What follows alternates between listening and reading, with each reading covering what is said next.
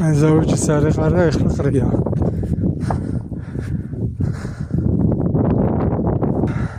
ძველ ლოკაციებს ასე შემოული ხოლმე და ვაკვირდები, ემატება თუ აკრდება.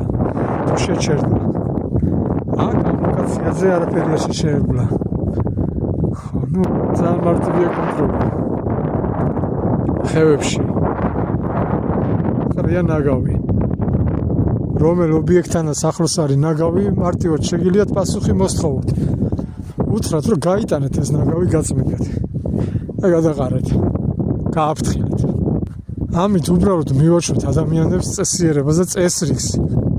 კანონებს მიკითხავთ და ეს შეხედეთ, ეს ყველაფერი არის კანონობა. ეს დანაშაული არის. სამწუხაროდ. პასუხი როცა არ მოითხოვება, პასუხი ჯარიმით არა, გაწმენდით. ნებისმიერ იქიდან გამოვლელი მანქანა, რომელიც მიდის მოიტანა, გადაყარა, რა ვიცი, მოკლე გზით არის, შემოვლითი გზა არის გაჭრილი.